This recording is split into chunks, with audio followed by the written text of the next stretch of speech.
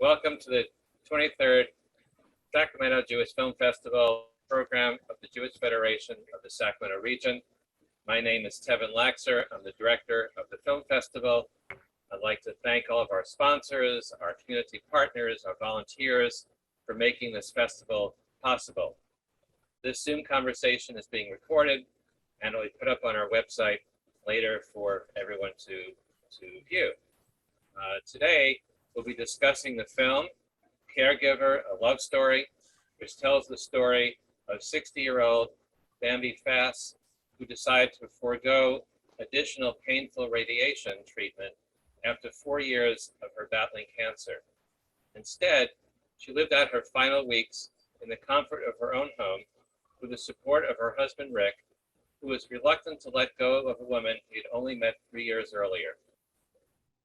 Rick will be joining us on the panel. He is here on the panel today, which is wonderful to see him. So I'd like to introduce the panel. We have the filmmaker, Dr. Jessica Zitter. She also practices clinical and palliative care medicine at Highland Hospital in Oakland. She's the author of Extreme Measures, Finding a Better Path to the End of Life, which chronicles her personal evolution as a physician. And Meg is holding up the book. Its stories depict the burdens placed on patients and families as they approach the end of life in ICUs and hospitals. I mentioned Rick Tash. He's one of the subjects of the film, alongside his late wife, Bambi Tash. Rick is an actuary with a penchant for analyzing risk. Luckily, his heart won out when he chose to marry the love of his life, despite her cancer diagnosis. It's all about love, he said. Rick lives in Oakland, California, with his granddaughter, Mia. Also joining us, Ann James, who's social worker in palliative care at Highland Hospital. She has worked in Bay Area hospitals for 20 years, providing support to patients with serious and end-stage illness. She's the social worker who organized hospice care for Bambi. Our moderator today is McClaskey. I had the pleasure of working with her on the JCRC in Sacramento. Meg is a board-certified chaplain and medical ethicist. She's currently serving as the chaplain for UC Davis Medical Center Hospice.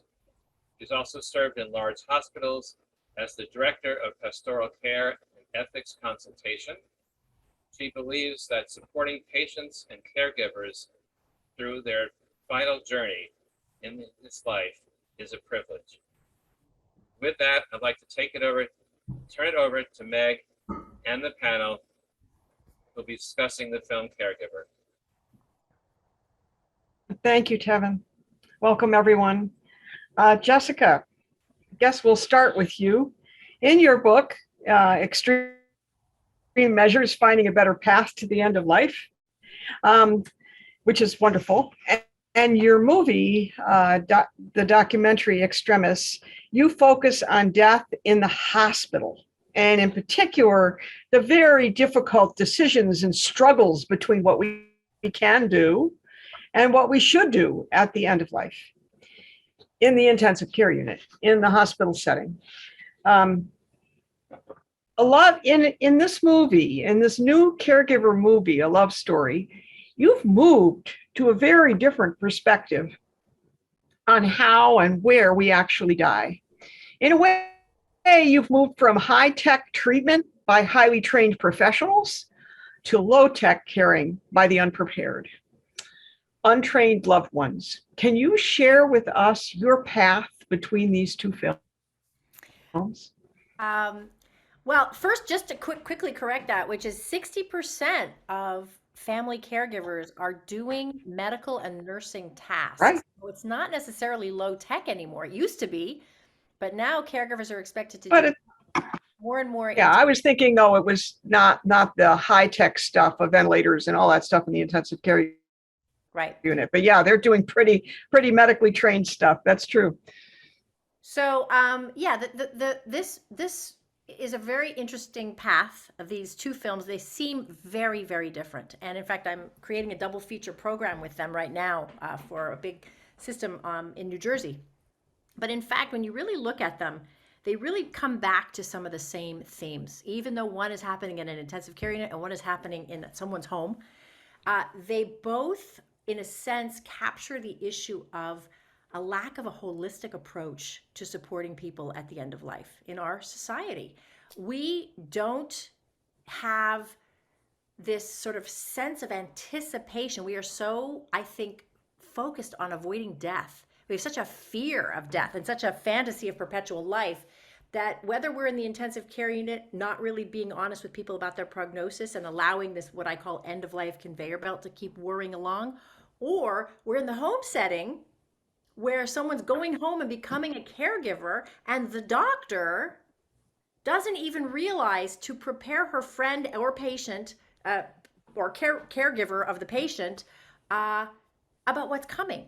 And I will say that Ann James, for years before I made this film, used to say to me, when we'd watch people bouncing back into the emergency room, which is happening more and more frequently, she would say to me, we are not preparing these patients well enough to go out of the hospital. They don't understand what they're about to face. They haven't had the time to make preparations. And that is, I think, exactly what we see with Rick when Rick goes home and everyone is kind of on a high and there's lots of family around. And then all of a sudden everyone leaves and Bambi starts to get sicker and Rick is taken completely by surprise with no preparation. So I think there are actually very similar themes in these: lack of holistic approach to taking care of people as they become seriously ill and their families, and thinking holistically about their families, and lack of communication and honesty. So we've got to change that. Yeah, I think, and even people coming in on our end, we hear people coming into hospice who will say, well, my doctor said he's not really dying. We just are looking for an extra level of care.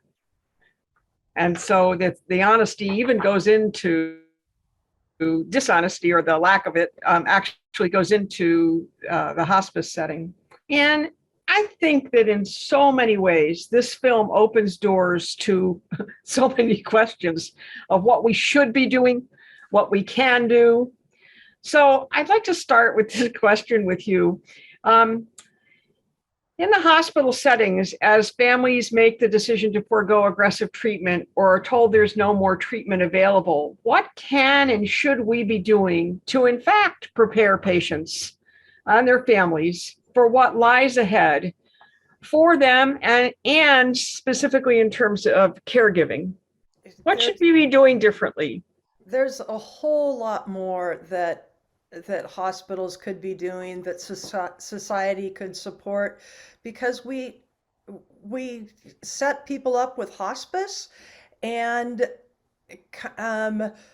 make sure that the hospital, if somebody's bedbound, make sure the hospital bed and the commode, the bedside table, and oxygen, and a wheelchair are in the home before they go, and that's about it, which is abysmally horrible. You know, the few people who the palliative care team touches where Jess and I practice, we do our best to add a little bit more knowledge, but we don't have the time to do that thoroughly, and the nurses don't teach families some of the basic skills of how to move somebody in bed, how to change the linens when the person's in bed. Rick knows that myriad of tasks because he had to learn them. And if he was fortunate, the hospice nurse taught him. But when I was helping my daughter care for her mother-in-law who came home from the hospital, who was bedbound at that point of her life, the hospice, and I tried to do my best to kind of stay in the background and not be overbearing, but the hospice nurse, who was not much older than my daughter, who was in her early 20s, was like, oh, she'll be fine. I'm like, oh, no, she won't. I want you to teach her this and this and this, and these are the things that she needs to know so that her mother-in-law is comfortable and does as well as possible in these next few days that we know are going to be her last days. And the hospitals, unfortunately, we don't do a better job. And I really believe that that goes back further because as a society, we haven't valued that. You know, so I can't totally blame the hospitals. There's another layer to it. And how often is it that an effort is made to share and families just at that point aren't ready to hear it Well, and don't absorb it? that's what, you know, maybe a quarter to a third Mm. of the time as well. I think it's a very real concern. And I had to laugh when you talked about people coming to hospice and saying, well, they're not dying, it's just an extra layer of care. And I know that I at many times have said, we're hoping for the best. And, you know, hospice is going to give you an extra layer of care. Um, you know, and I don't think at times those families hear. That's all they hear. You're right, right. Right. And there are times when they're not told, as you rightfully pointed out, you're getting this extra layer of care and extra support because modern medicine has nothing to do to change the underlying illness and they're dying. And within the context of hospice, we're aware that the only reason they're eligible for that extra layer of care is they qualify because they're dying. Right. Yeah. Yeah. Right. That's very helpful. Thank you, Ann. You're welcome, Meg. There Rick. was something Ann said I thought was really important, and what you don't realize is that when you start hospice care and you're assisting the person, say, to go on the commode or to move them, as it's not so hard at first, but they will rely on you and become more dependent on you as they get sicker. Absolutely. You have to realize how much strength it is to get them up. Mm-hmm. And you know, unless there's a professional helping you, I think lay people don't realize that they can't just jump in and know what it takes. Yeah. And some hospices provide really good support from occupational therapists and physical therapists to learn how to teach people how to do that. But not all of them do. Yeah. It's not, and it should be probably a Medicare requirement. So Rick, I've got to find another question for you. Your decision to care for Bambi and the overwhelm that you experienced and what it means to provide that level and kind of care was a profound experience and will be for all who watch this movie, for us to witness, and for you to give us permission to witness this by participating in the making of this movie. Thank you for letting this film be made and for sharing it with us. Can you talk about what it was like to know that your journey with Bambi would be shared in this way? And can you share what you hope will be key messages that viewers might learn? Yeah, well, initially during the journey, we didn't know what the film was going to be. I think initially the thought was it was about following Bambi. I think Jessica called her the poster child for hospice care. So originally it was on her, but it evolved to be more about me because with Jessica and Gordon, that they saw that there was a message here about the caregiver. So it would not have happened anyway without Bambi's consent, with her permission. She thought, and this is typical Bambi, if it helps others, then let's just do it. And from my perspective, I was going through the day attending to what she needed. I was hardly cognizant of the film, of the camera and the film. Really? They were very good at not being intrusive, being in the background. And I mean, I knew in the back of my mind that it was being filmed, but I really, my focus was on what I had to do. And then at the end, we had a lot of hours of film, I guess, that had to be looked through. Somebody did a great Yes. editing job. Great editing, yeah. It took a lot of work, I think. I guess there are several key messages. What comes to mind I wasn't prepared for how rough the journey was going to be. You know, it really starts off not that bad, but it gets progressively harder. And because it's hard. I mean, anyone who's been through it, they would know that it's hard. But I also think there's some emotional satisfaction that will come of it. through the time and at the end. I mean, we had some really tender moments during that period. That was lovely, actually. But for me, it was about overcoming my something that I never thought I could do. I never saw myself in this role. I never expected to be in this role, and how important it was both for me and Bambi that we could go on this journey together. And the viewers need to prepare themselves for, not just for the point of death, but what happens afterwards as well. That was also a surprise for me. May I ask a question, Meg? Of course. I want this to be as much of a dialogue as we can. So, Rick, I'm curious. Would you expound a little bit more on what that statement of being prepared for what happens after the death? Oh, sure. I mean, death is a point in time, and your identity and what you're doing up until that point in time as a caregiver is attending to someone's needs. And then all of a sudden they're gone. It's not like a subtle thing. It's very direct. And I would ask myself, who am I? I really had an identity crisis because I couldn't figure that out. And I remember I kept asking myself, who am I? And then the hospice did give me like 3 sessions with a grievance counselor. I don't think I was ready for it at the time I met with her. I was saying things, it was more rationalization than real feelings. Right.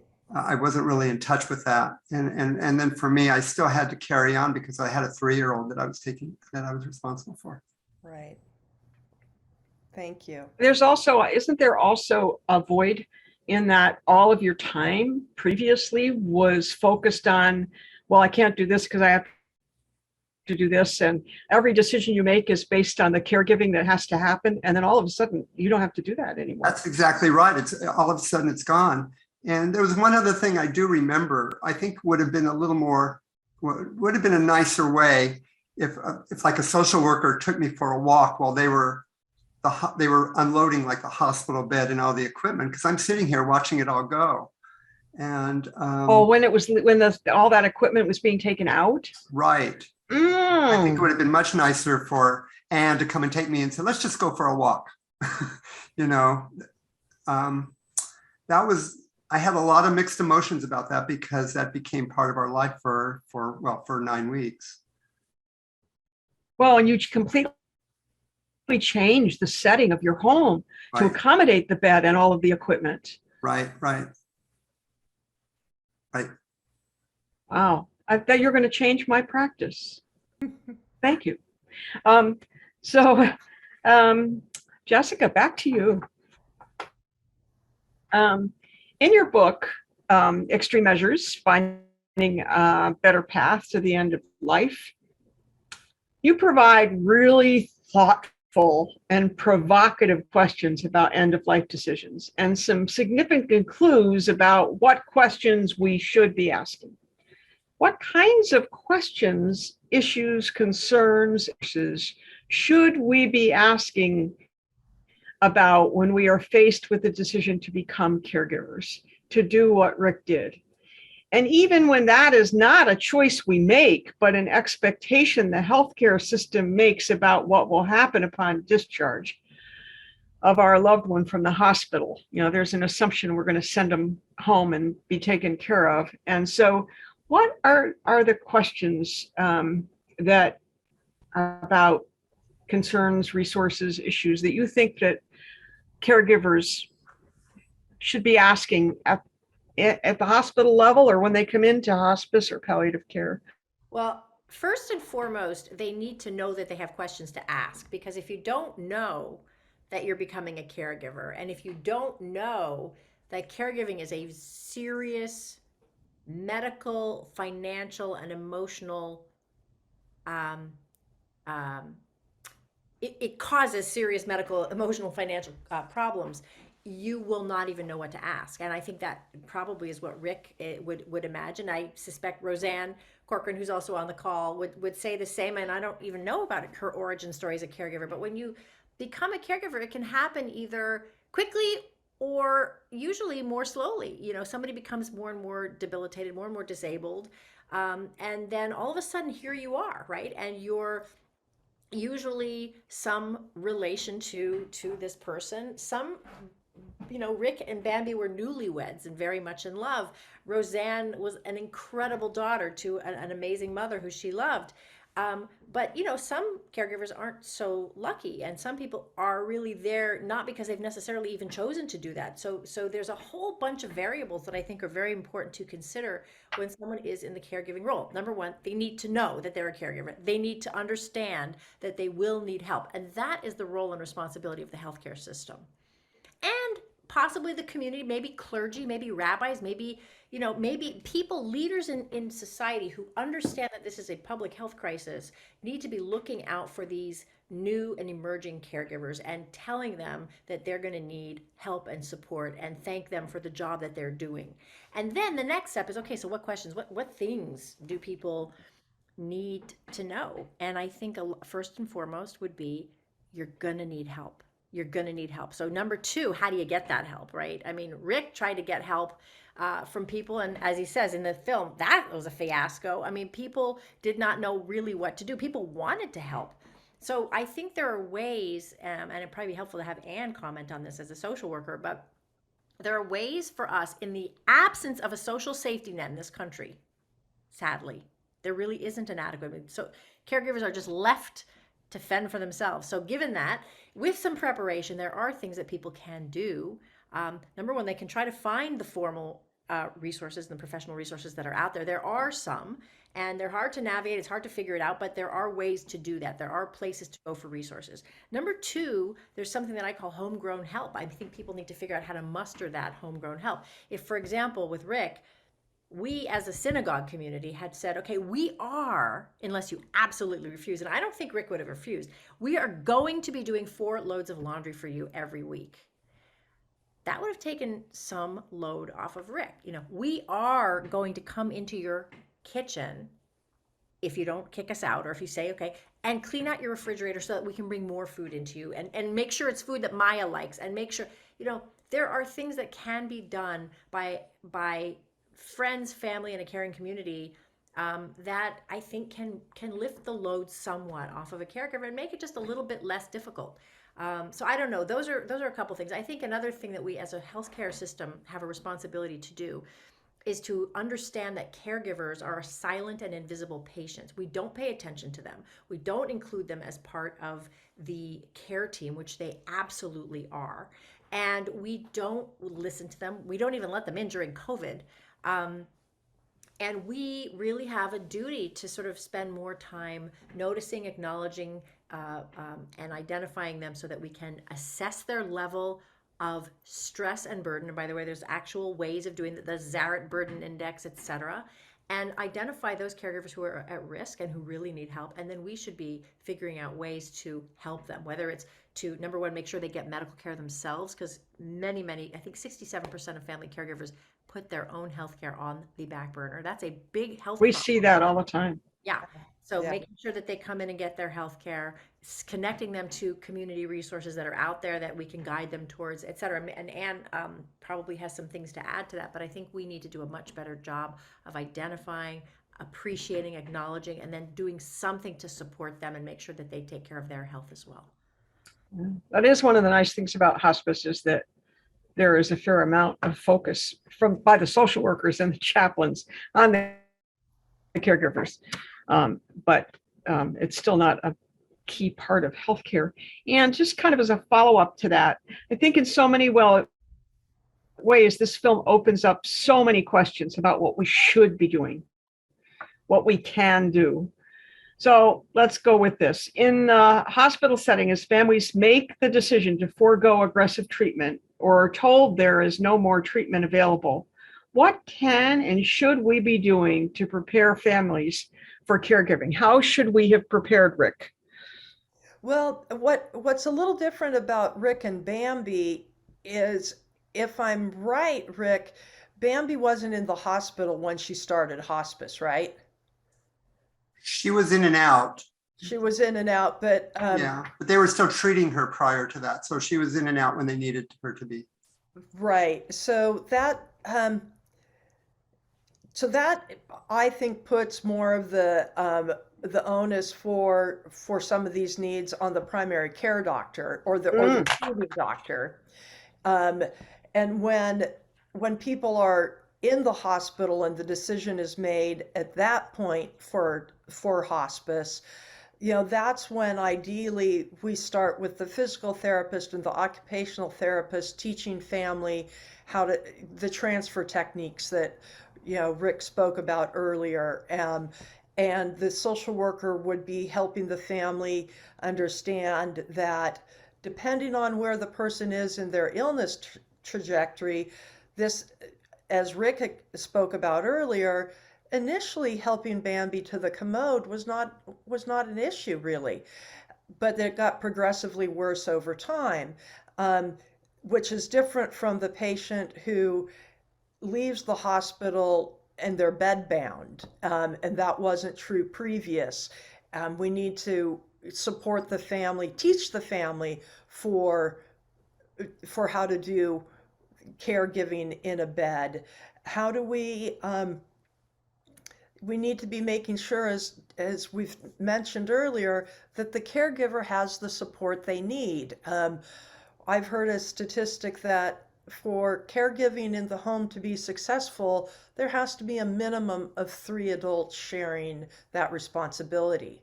Um, and yeah, I see Roseanne laughing.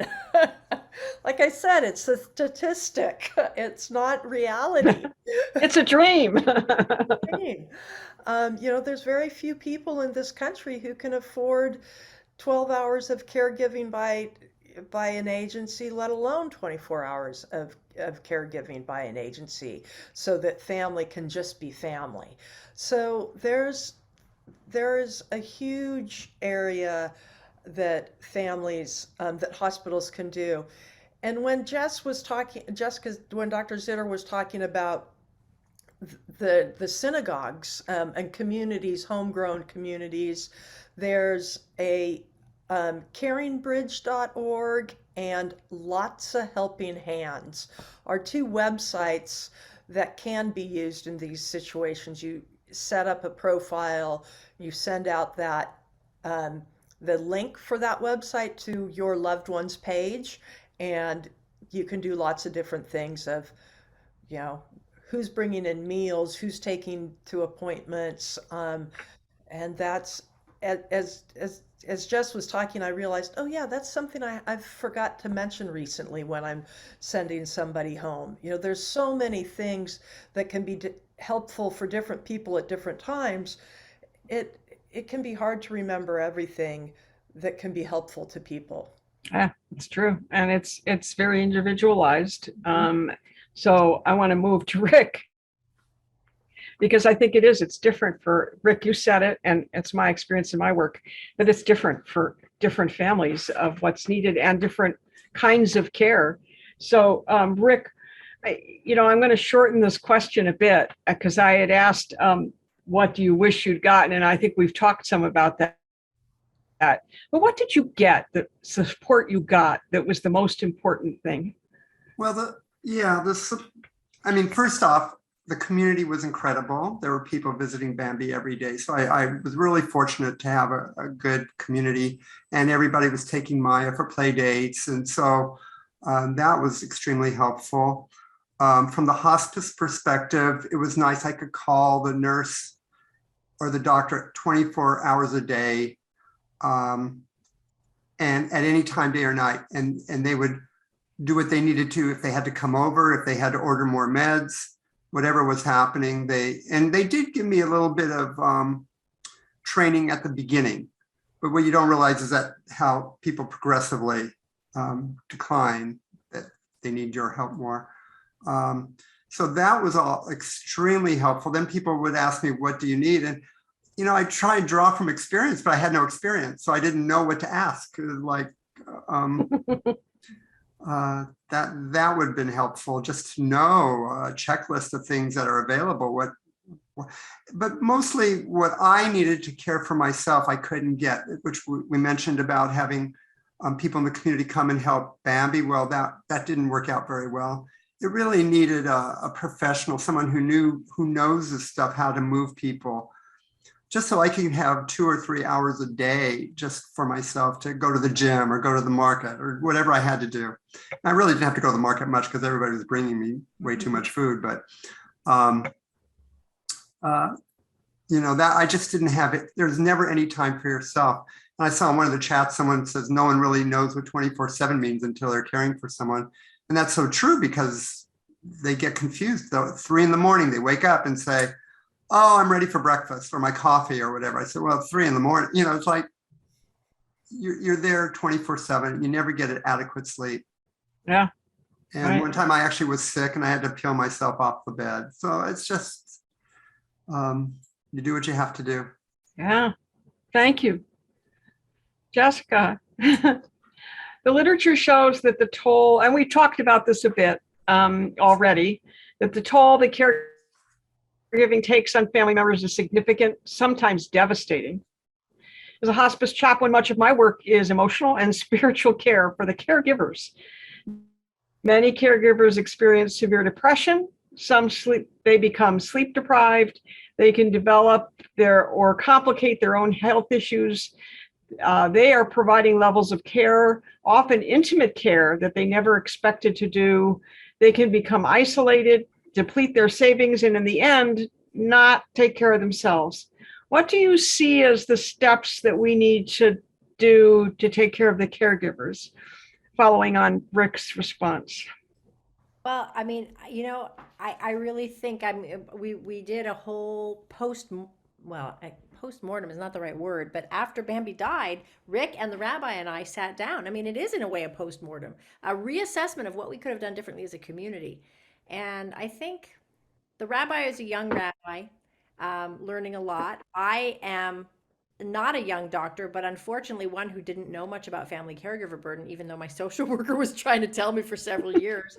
And I really look back on it, and a very caring community member, by the way. I was not really helping Bambi and Rick as a doctor. I wasn't. People think sometimes when they watch the film that I was their doctor. I wasn't their doctor. I was their friend and a filmmaker. And so I really think we missed some opportunities, as well-meaning and well-intentioned as we all were, to really just see the incredible struggle that had developed for Rick over that time, to really center him in our efforts. Bambi was taken care of, quite frankly. I mean, Bambi had a great hospice taking care of her. They did a great job.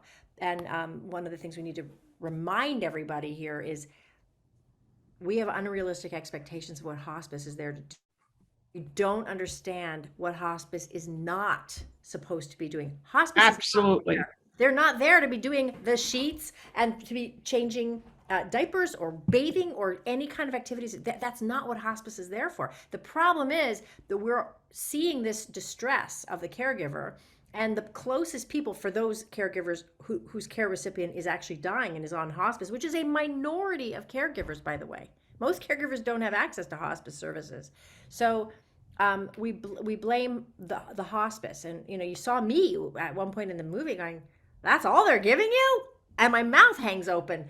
And I think it's really hard. There's a lot of moral distress among hospice staffs to be so close to the suffering of this caregiver and not to really have much to do. And have to say, no, we can't do that. It's beyond our scope. Yeah. It's not our scope. I mean, can you imagine how that must feel for a hospice worker to see poor Rick there with all this laundry and all sorts of things and exhausted and not sleeping and not to really be able to sort of sit back and help. So all that to say, I really do believe that if we were doing it again, and we will do it because this is such a common problem, there's so many caregivers, we would be more likely to recognize Rick before he went into crisis mode, and we would help put things in place and prepare. Now, Rick, again, was one of the lucky ones. Not everybody has a big supportive community around them. But if you are lucky enough to have a big supportive community, those communities need to learn how to organize themselves to be ready, to anticipate, and then to do those things that they can take plate so that he has more energy to do the stuff that we can't take off of his plate. But one other thing I'll say is there's other levers, okay? There's the community lever. There's the healthcare lever we just talked about. We're recognizing and supporting these caregivers before they leave the hospital. There's the employers. 60% of family caregivers work, most of them full time. Time. And the employers and the way that work culture goes in that particular caregiver's work culture can really make all of the difference. If you have a supportive work culture, and frankly, most caregivers do not feel supported in their workplace with their caregivers, not feel that their workplace truly, even if they have benefits, they don't feel comfortable asking for them. Yeah. So I think there's a big amount of work and leverage that employers can do as well. And then, of course, let's not forget the federal and state governments. Okay, that is probably the biggest lever, putting actual teeth and money into supporting the family caregivers in our nation and in our states. And do you know that the state of Texas, I believe, puts $5 million in over 2 years into their budget for supporting family caregivers? To me, that is pathetic. And that's just one example. Some states do a lot better, but again, this varies from state to state, and I think that Medicaid benefits, et cetera, in different states are going to be Hugely different. very different. So Yeah. there's so many pieces here to change, and there's so many places to leverage change, but we've got to start. Yeah, and the difference between what different hospices do offer. Our hospice, our home health aides do bathing, and they do laundry,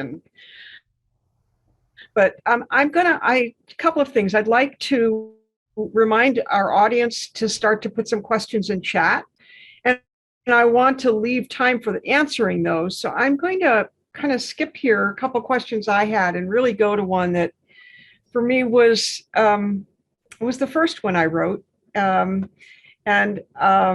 think really almost wait till the very end to ask it, but I want to ask Rick. I believe that having had the experience of being the caregiver and providing the kind of care that you did profoundly changes you.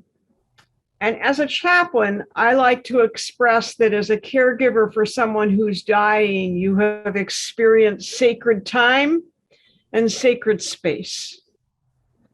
How do you feel that having cared for Bambi and journeyed with her in that sacred time has changed you and your perspective on life and death? Since that time, yeah, that's a great question. It's a hard one for me, actually. First off, life just still goes on. You may not know the answer to that. Yeah. That for another year or two. And I may not. I still have Maya to take care of, but and truthfully, I was in a fog for 6 months. I didn't know where I was going. I didn't know who I was. I grappled with that, and that the journey doesn't end at death. It continues for me. And I remember what happened. It was cathartic for me. Like 6 months later, I turned to Maya and said, "We're buying some plants for the front yard. We're going to plant them. We're going to plant life." We weren't planting plants, we were planting life. And it was just a moment to say, we're moving on. But it took a long time for me. I don't think my perspective of death changed in itself, but rather the importance of assisting someone, like in this case, Bambi, through a meaningful life to the end of life, and that was really important. And caring for someone to the last period, who cannot directly give back, is just unconditional love. You're just giving and you're not expecting anything back. So I don't know. I'm not sure. That's a really good question, and I'm not sure how to answer it entirely. I'll carry it with you. I will. I think that it's one that over time you'll find some answers to. Yeah, and I must say, we did have, like I mentioned before, we did have some wonderful moments together, just the two of us, during that progression. You do get something back by giving, even if they can't physically give something back to you.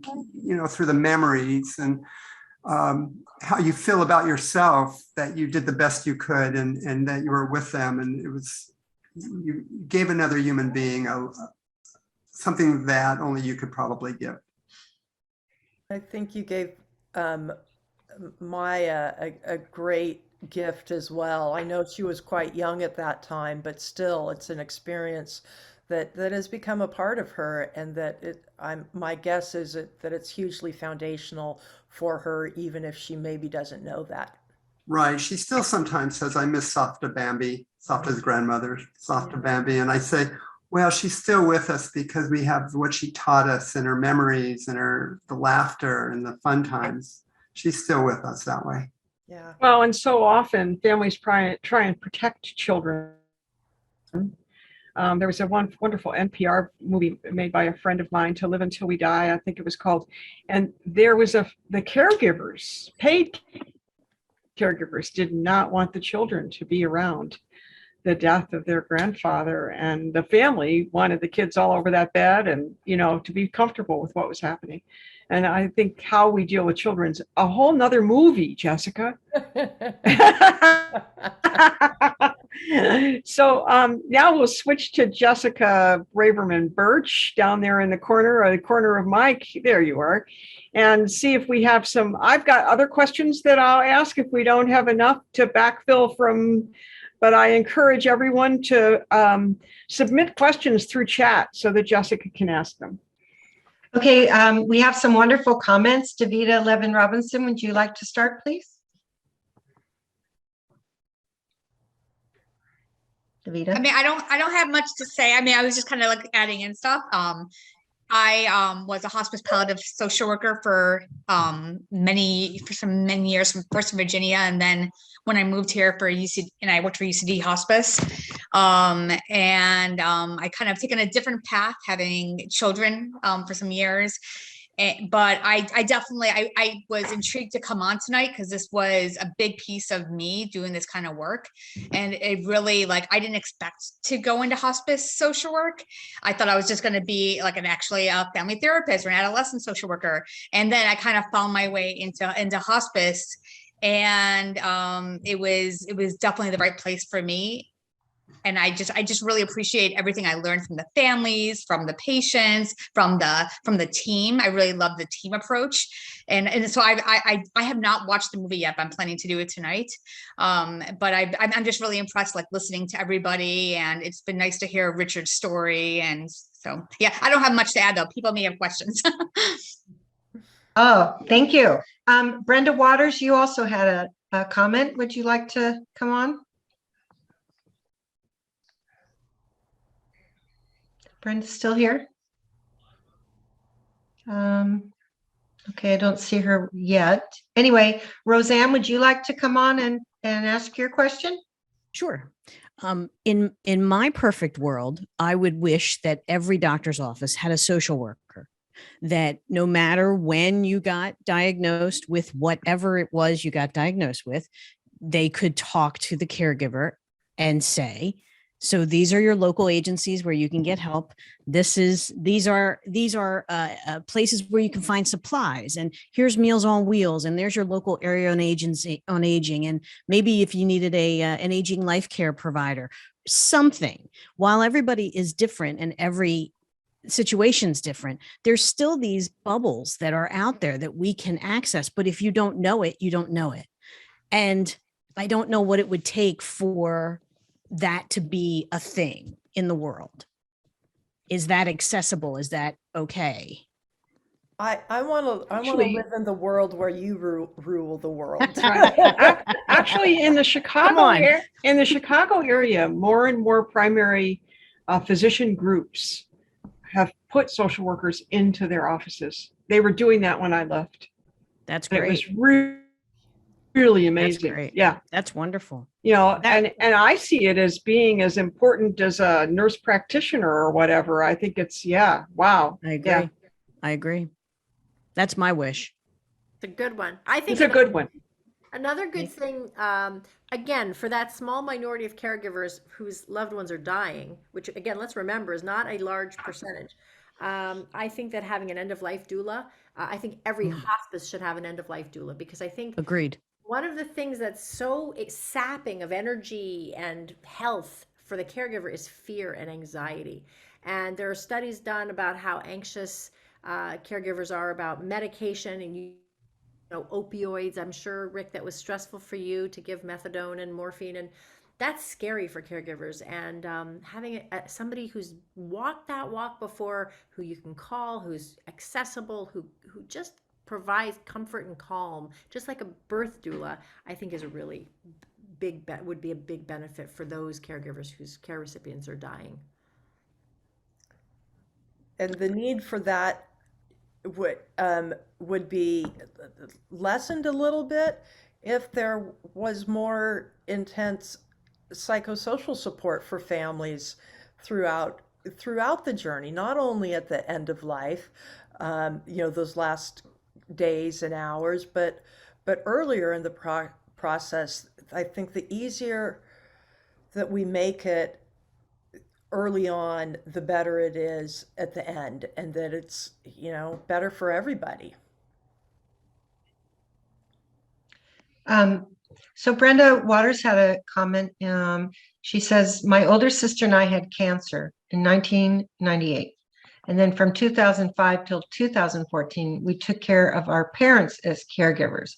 Luckily, we hired some caregivers 24/7 as well. And then she says, my dad's congestive heart failure required hospitalization frequently.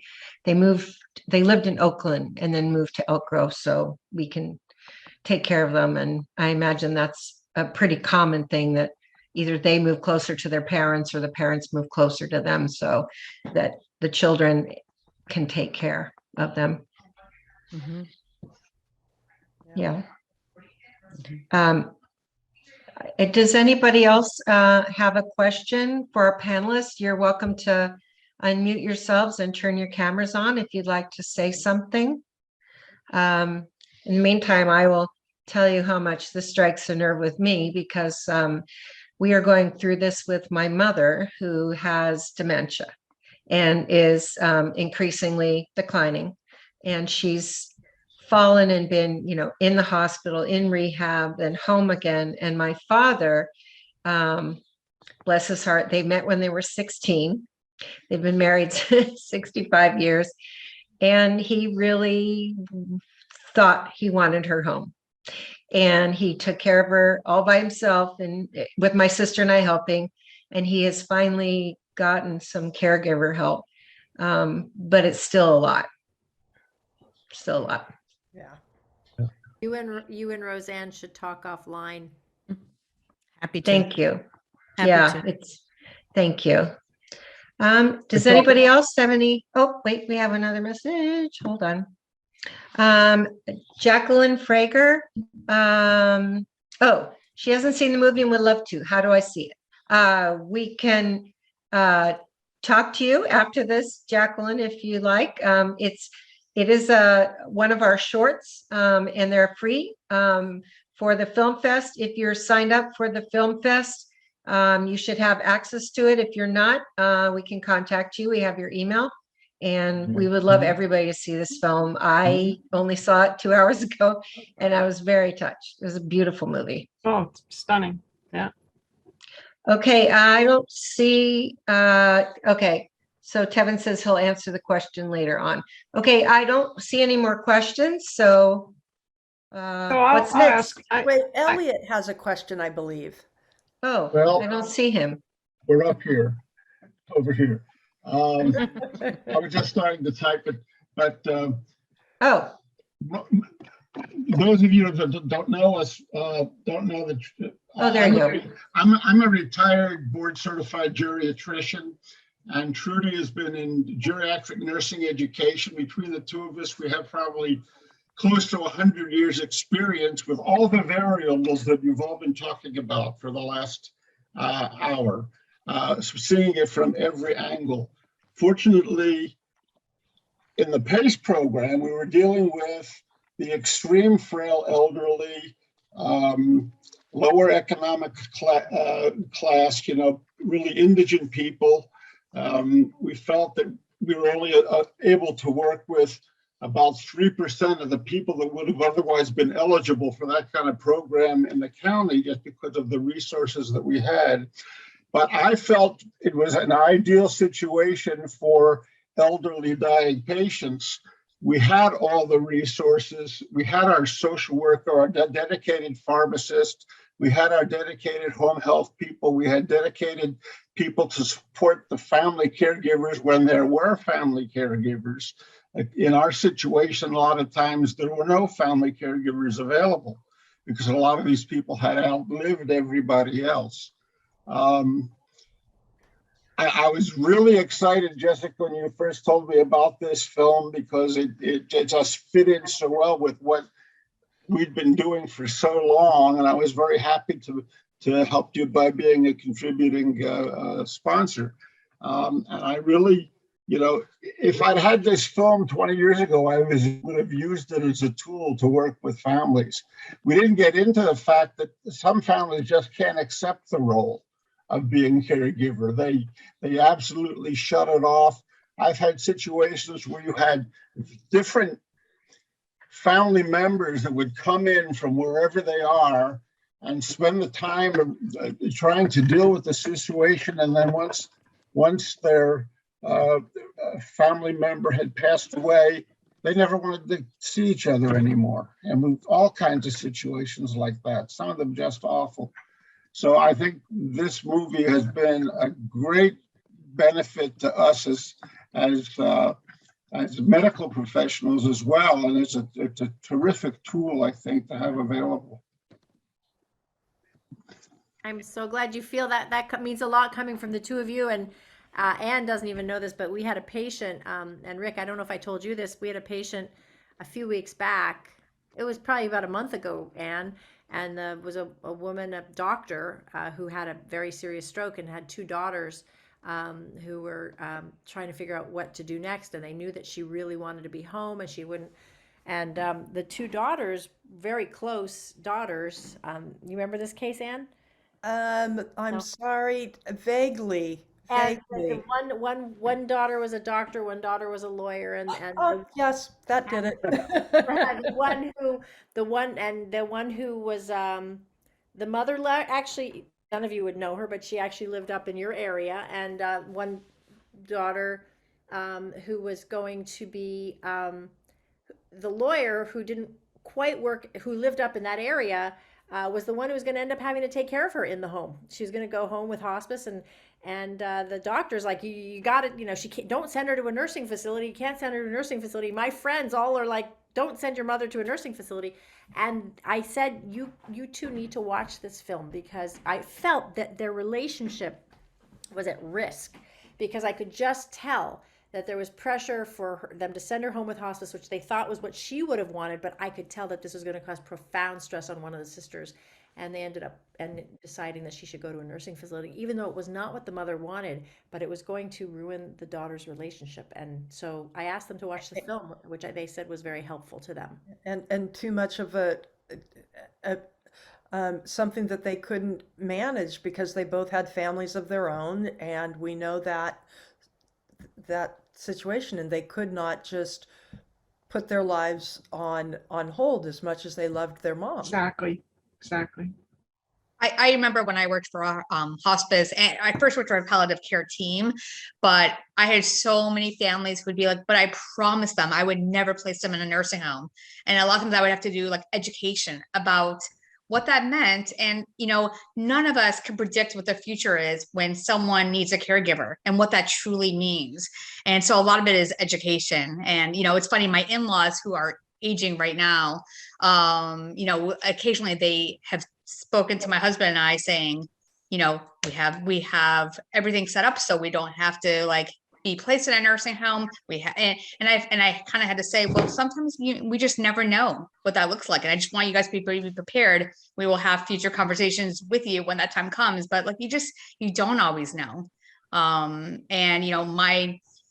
mom has been in a nursing home for many, many, many moons, like since I think 2000, after my dad died. And, you don't always know what the future holds. None of us do. And just have those continued conversations. And hopefully, I love everything Roseanne said. And I hope more and more doctors have these conversations much earlier Because the truth is we don't always have social workers in the office.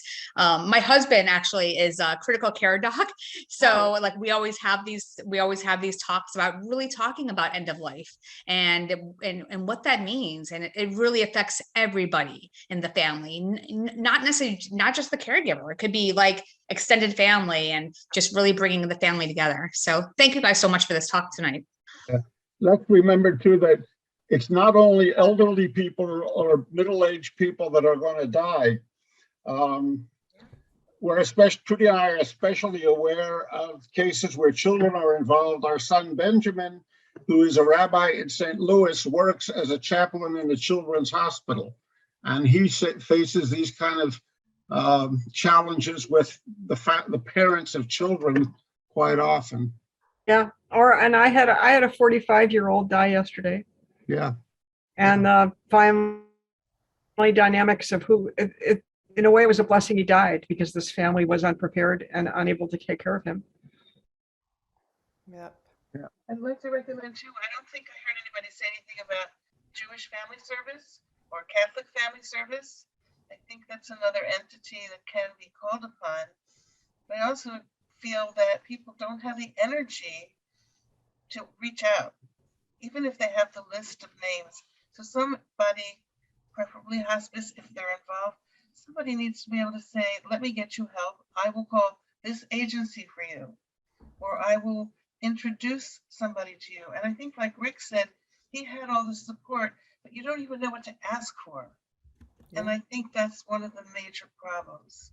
And we have to help educate people so they know what they might be able to get if they ask. And having a list, like you mentioned, the list of like the meal train or whatever the different things are. Let's let people just say, when people say, what can I do to help? It leaves a blank space. You need to be able to teach people to say, I can do your laundry. I can cook on Tuesday. I can shop for you. I can babysit. I can be here while you go out and walk around the block. Maybe we need to help people with that list of the to-dos that need to be offered. And people need to be able to say, yes, I'll accept that offer. Yeah. I think that's really important, because you're right. We don't know what to ask for, but also we always think about asking for like food or things. It's rare that we would ask for time. That's a good point. Well, and I heard something else she said at the end. It's often very difficult for people to accept help. So even when we offer it, it's hard for caregivers to allow themselves to let somebody else do, and to trust. Wonderful film that Trudy used to show in her class regarding the health issues for the elderly LGBTQ community, about a trans woman who's dying of cancer and had no family that would support her, but how her community came together and were all quite supportive and made quite a difference in this woman's last days. Yeah, we saw that a lot during the AIDS crisis. What was the name of that film? The movie is. It was the community that was there. Yeah. The movie I was referring to is called Gen Silent, meaning the generation that was silent about their being gay or trans. So Gen Silent, I highly recommend it. It is available online. I think we are pretty close to the end, aren't we, Tevin? And I just want to thank everybody I think this is a profound movie that can be used in so many ways to move this story, this issue, these cases forward and bring some change, maybe on an individual level, like you showed it, Jessica, to help somebody, but also on a broader perspective. So I just wanted to thank everybody and thank you for the opportunity to be a part of this today. Thank you all. Thank you, man. Thank you. Thank I you, want to Rick. thank everyone, and before, I just want to mention something about my mother too. My mom survived to be 99 and a half. We were planning her 100th birthday. She didn't get there, but she lived independently into her early 90s. And when we started needing social workers and doctors, and towards the very end, very brief hospice, she would say her favorite phrase, "I don't need it, I don't want it." That's what she said all the time. Sounds like Mel Brooks. Mel when people, Brooks. right? People try to help her. Or my mother, who would say, I can do it myself. Exactly. So again, I want to thank everyone on behalf of the Jewish Film Festival. This has been a wonderful chat. And to answer the question about the film is available on our website until midnight, March 21. Wow. Put the film festival URL is in the chat. It's sacjewishfilmfest.org in the chat, and you can get a free short film pass, and that'll entitle you to see 14 short films, this being one of them. This is actually a long short film or a short long film, depends how you look at it. So it's a wonderful film. I encourage people to see it. You have until March 21 to see it for the first time or watch it a second time. So Can I ask, Tevin, if we could ask if people are willing to go sign up for our newsletter at jessicazitter.com, you'll hear about our upcoming new movie that we're working on, The Chaplain of Oakland, which is essentially about Anne, our colleague of Anne and mine, Chaplain Betty Clark. And we would love for you all to follow our news and follow us on social media if you would like. great, thank you. I'd like to see that. Thank you. Great. Wonderful. Thank you all for having us. Yes, thank you. This was delightful. Thank you for coming.